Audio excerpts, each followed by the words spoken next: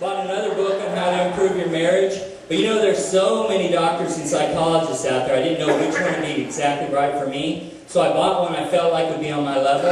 I bought that one by Dr. Seuss. And in the book, it gave you nice little examples of things to say to your wife. Things like, I don't ever stutter and I hardly do ramble, but you look so darn fine that I thought I would gamble and leave you a note and say just how I felt, that your breath is the freshest fresh breath I've smelt.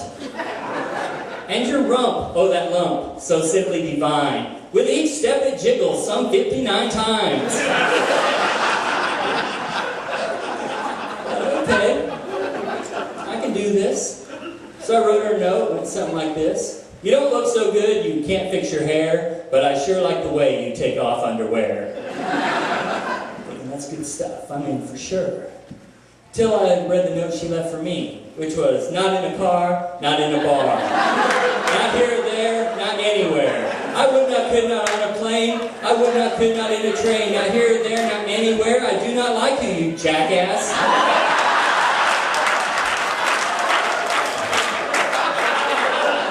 I thought, hey, that doesn't rhyme. So I'm divorced. Oh yeah. My life is a pile of pathetic incidences. For instance, I just recently retired from a job I had for 25 years. I was a male flight attendant. In case you don't know what that is, that's a boy stewardess. As a matter of fact, when you came in tonight, you probably noticed that there were 2 exits up front here. 2 exits from the middle there leading to the front. Sure, you noticed it, but did you think to point it out to anyone? No. That's why I'm a pro. A lot of people ask me, Earl, how did you become a male flight attendant? And of course the answer is poor planning. And none of my other male flight attendant friends have ever come up to me and said, you know, Earl, ever since I was a little girl, I've dreamed of being a male flight attendant. We've not had that conversation. And I remember back in the old days, you could smoke in the back of the plane, and these little old ladies would come on, and they'd say, is there smoking in the rear? And I'd say, if that's the way you prefer it, ma'am.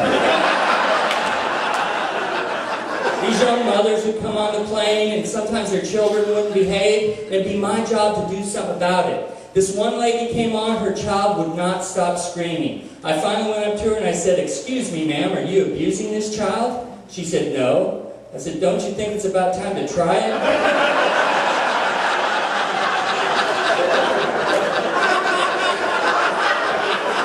You know, we haul a lot of handicapped people on the plane too, and they're just like everybody else. Some of them are nice and some of them are mean. But I can tell you right now, beyond a shadow of a doubt, your Down syndrome people are going to be your best kissers. They got a lot of time and they're not afraid to use it. But as a male flight attendant, I was trained in medical emergencies. For instance, they taught us that we need to wear these rubber, when we do mouth-to-mouth resuscitation on someone, we need to wear these rubber face plates for protection. They also told us to wear rubber gloves for protection. And I thought, why stop there? Why not go ahead and wear a condom too? In case it leads to something you know more. If you are a larger person on the plane, you can get a seatbelt extension. And if you'll turn the seatbelt extension over and look on the inside of it, there's a tag that said, this extension is rated for 3,000 pounds by the FAA and the TSO, which coincidentally spells fatso.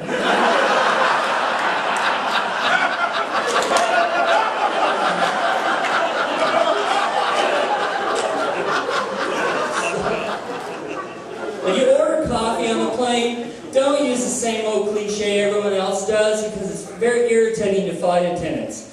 Don't give us the old, oh, I like my coffee like I like my women. What, cold, bitter, and about to be thrown out? Captain comes out of the cockpit, he says, I like my coffee like I like my women. I said, sir, we don't have any stupid coffee. The guy says to me, oh, I like my coffee like I like my women. I said, oh no, sir, coffee is free on this flight. You don't have to pay for it. When people come out of the bathrooms, why do they feel like they have to share the experience with me? This guy comes out of the bathroom, he said, man, it's small in there. I said, sir, it's small out here too. You want to go ahead and zip up?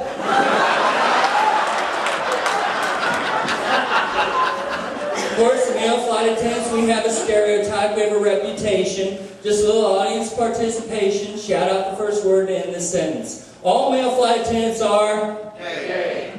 Actually, I was going to say helpful. We get that gay thing a lot too, and it's very frustrating because we're not all gay. There's 2 or 3 of us who aren't. But it doesn't pay to get defensive about it. Because I'm introducing myself to the captain, and I said, "Hi, my name's Earl, and I'm not gay." He said, "That's okay, we're going to screw you anyway." I like to work in the back of the plane. The female flight attendants are always making some clever little announcement like, "And Earl will be servicing you in the rear." Passengers who come on the plane have their subtle little ways of trying to figure out if you're gay or not. This guy comes on the plane, he says, "What are you, women queers?" I said, "Why, am I starting to look good to you?" So we're dating. No, but because of the stereotype, because of reputation, I have to watch my mannerisms, I have to watch every little thing I do. For instance, I had to quit sucking cock. Because it looks gay. Apparently the gay people have taken that and made it their own. I'm not gay, I'm just lousy with women. There is a huge difference between a guy who doesn't want punani and a guy who can't get punani. Cut me some slack. So you're thinking, "Oh, you're not gay, you work with all those beautiful women, you probably get laid a lot, right?" Nah. It'd be nice, I've got the mind of a 20-year-old, but basically I've got the cock of a 60-year-old. Can't just beat that thing into submission anymore. Gotta finesse it a little. Would it kill you ladies to do a couple kegels once in a while? So you know what a kegel is? It's an exercise. I don't think it is that still. I don't think so. Well, I'm going to explain to you. It's an exercise a woman does to strengthen her vagina muscles. Basically, it's the difference between whistling like this or whistling like this.